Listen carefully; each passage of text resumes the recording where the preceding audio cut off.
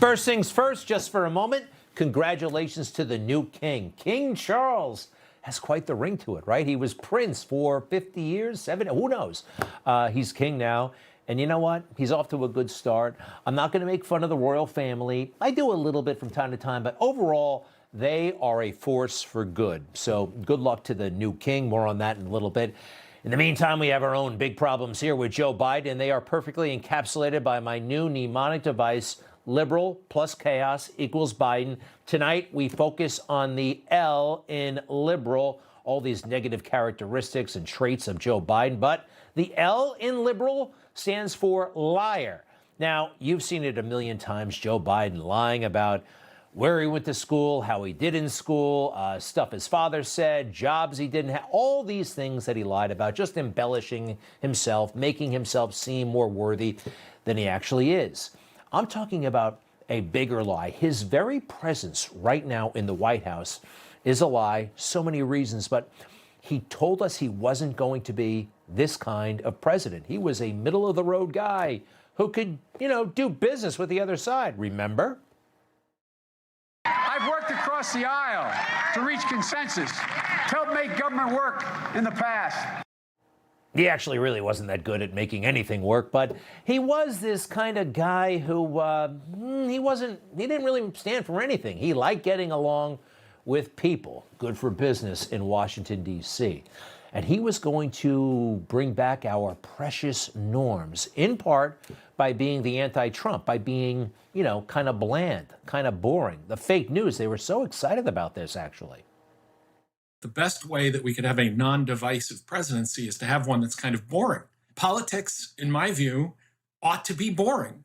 It shouldn't be something you have to pay attention to every minute of every day. And I think that's how Biden has approached the job. Interesting. Partially, they want to sneak some of this stuff through, but they can't. All right, the way the world works now, everybody sees everything. We all see Leah Thomas in the pool, right? We see this crazy stuff. We see the HHS Assistant Secretary, Dr. Rachel Levine, actively supporting, encouraging children to undergo sex change operations. We see drag queens showing up in school. This is rearranging society. This is not normal, all right? This is crazy stuff. It's also crazy when a president of the United States says that this is important, and he does it all the time.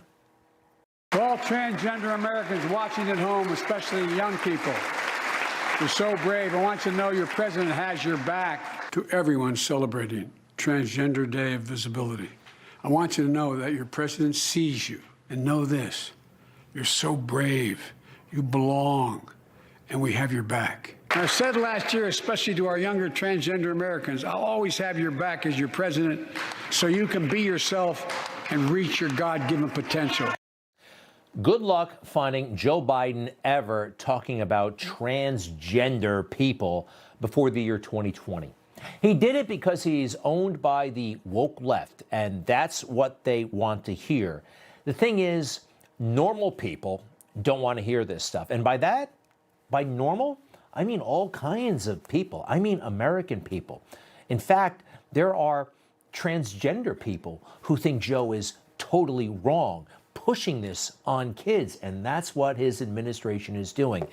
This individual, I don't know his name, he happens to be gay, and this clip has gone semi-viral thanks to a group called Gays Against Groomers. This man has more sense, more compassion than the President of the United States, and more wisdom and smarts, too. School board meeting in Miami. Listen to what he said. Good evening. Thank you, everyone, for this opportunity to speak tonight. I'm here today because I am concerned about the current and future state of our education system. I am a Miami native and a product of the MDCPS system. I'm also a gay man, and as a gay man, I understand the importance of a healthy and balanced education. I understand the importance in diversity of thought, and ultimately, I understand the importance of unbiased development. What is happening right now is no longer acceptance. It's no longer the support my community needed in the 90s and early 2000s. It's indoctrination. I do not use the word lightly, but it's the truth. The children deserve an education that will develop them, give them a platform for critical thinking and problem solving so that we can push and create a better future. What we are pushing right now is not that. We are moving in a direction that will create entitled, confused, depressed, and potentially dangerous adults. Providing support and being accepting is very different from promoting and encouraging a certain lifestyle. Growing up, I had people who supported me and loved me unconditionally. I also had people who disagreed with me and maybe disliked me because of my sexuality. Not only was that okay, but it was vital to my development. Not only I learned how to interact and find common ground with anyone and everyone. I learned that it's okay not to agree on everything. Legislation and policies do not encourage positive change. People do. If you feel LGBT youth need more support, support them yourself as an individual.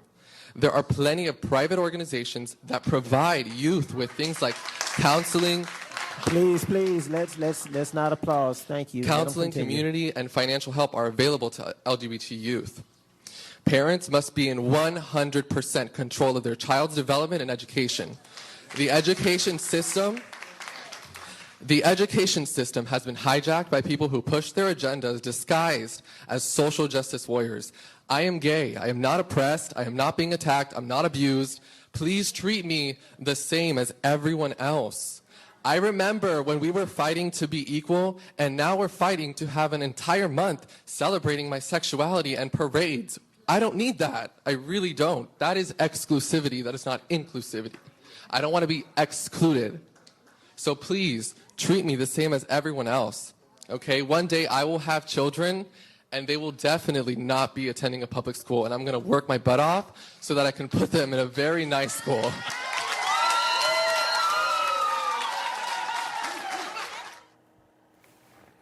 Bless that man. You never know where your allies, what they're going to look like, whatever. It doesn't matter what you look like. It doesn't matter what you do. It's the ideas. It's the ideas. And that individual, I didn't catch his name, did you? More smarts, more integrity than the President of the United States. Wow. You know, there's so many horrible things that are said about Trump that people become just kind of immune to it, right? It's all the time, and so many people accept it. This is one of the biggest lies ever said about Trump, and it's a drum beat. There have been policies across the board at the federal level under the Trump administration. There have been a number of policies that have targeted LGBTQ youth. Donald Trump and this administration is a threat to LGBT rights. It's a threat to anyone who's different, and it's a threat that should not be taken lightly. I think that we can look to the president's past 100 days, which have been very anti-women, very anti-LGBTQ. There's been this drumbeat of erasing LGBTQ people. Donald Trump and Mike Pence are dangerous to marginalized communities. Nobody's buying that he is good, that either of them are good for the LGBTQ community. Hey, what is the LGBTQ community anyway? We just saw it's not a monolith, all right? There's all kinds of different voices. And you want to see the big thing, the big controversial thing with the so-called LGBTQ community that President Trump did? It's here. It's a tweet during his presidency about transgender. Listen to this. After consultation with my generals and military experts, please be advised that the United States government will not accept or allow transgender individuals to serve in any capacity in the U.S. military. Our military must be focused on decisive and overwhelming victory and cannot be burdened with the tremendous medical costs and disruption that transgender in the military would entail. Thank you. When you get right down to it, that's it. That's the controversial thing. Note, you remember what the policy was under Bill Clinton? Don't ask, don't tell. You know who refused to have gays in the military? General Colin Powell. And quite frankly, at the time, I don't blame him one bit. That's where the country was. That's General Colin Powell's. Donald Trump's policy on the military was more liberal than Bill Clinton and General Colin Powell. How about that, huh? All right, so it's a Friday, and that means Joe Biden is back on vacation. He did a throwaway speech in Ohio today where the Democrat running for the Senate didn't want to be seen with him. Take a look. But industry leaders are choosing us, the United States, because they see America's back and America's leading the way. All right, whatever that means right now, is this leading the way? Right after this speech, he got on a jet that took him not back to Washington, D.C., actually back to Delaware. He didn't go back to the White House. He's not at the White House tonight. Now, remember, this is back to school week. Monday was Labor Day, right? We all had off. You'll notice it's a Friday night. This is my place of work. I'm here. Our team, some of them, are here. How about that, Joe? You're already taking a day off. Is this what you think you can do when the country is falling apart? Now, all right, you might say, well, what can the president do about this? The scene in San Francisco. Can you believe this stuff?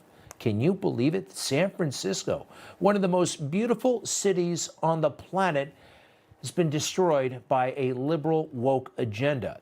Closer to home for me, Philadelphia. Rocky, this is Philadelphia. This is actually not too far from the gym where Rocky worked out.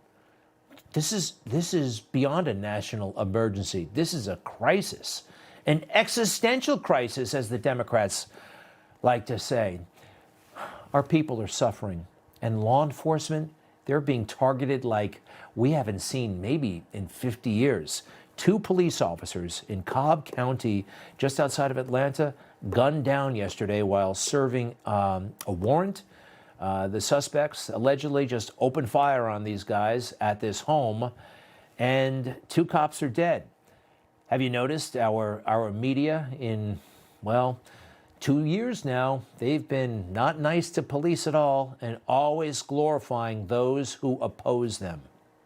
Police are supposed to protect and serve, but it's clear that they are protecting the beneficiaries of inherent racist policies. And of course, cities have to end the racist policing of black communities. That's where we all started. They're not about one bad cop or one good guy with the gun, they're about systemic racism. If you have the perspective where the cops have protected you your whole life, that's not how they treat everybody. We should accept no racism among our cops. Racist sheriffs and police free to commit untold violence against anyone they please.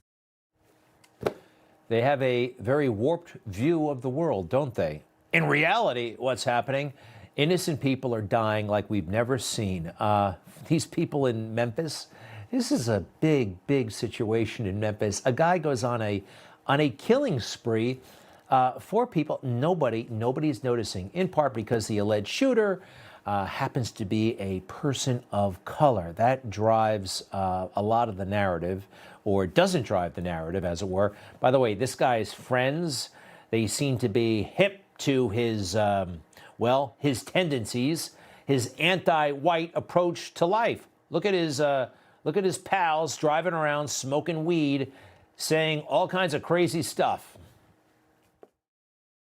Oh God, them ain't folks not finna like black people. Then they finna be marching on the river saying white lives matter. Y'all through, y'all finna see some white folks finna hate black people. I'm finna go on here and go Z mode on number white people.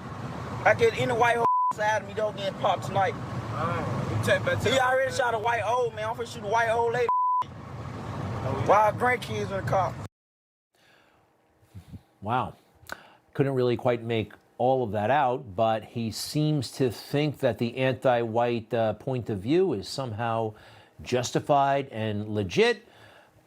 Maybe he's mildly concerned, but I don't think he's concerned about anything because he's smoking weed as he drives around in the car. All right, so if you were the president of the United States right now, if anybody, you had the federal government, the attention of the international media at your disposal, right, in this moment, in this dangerous moment for the country, would you be talking about this? The American company Micron announced it's going to invest $40 billion in the next 10 years to build factories, special chips called memory chips that store information on your smartphones. Wow, always something good going to happen someday, right? In 10 years, billions of dollars. I think we have enough memory chips. They just came out with the iPhone 14, which is like 10 times faster than the iPhone 13 or something like that. We got enough memory chips. We got problems, Joe. You're not up to it. Please, please, please resign. And we'll take care of Kamala some way. We'll figure something out. Hey guys, it's Rob Carson. September is historically the worst performing month for the stock market, so you better be ready for it. The Fed continues to aggressively raise rates, and JP Morgan is forecasting another mega rate hike September the 21st. Is that why Jamie Dimon said an economic hurricane is coming our way? Well, gold and silver have remained remarkably stable despite the Fed aggressively raising rates today. The Patriot Gold Group has a special incentive for Newsmax viewers. Huge! Now precious metals investors can enjoy the no-fee-for-life gold and silver IRA on qualifying rollovers, or enjoy free, discreet, insured shipping on all direct gold and silver purchases. Here's the number, 800-356-4470. Call 800-356-4470 today.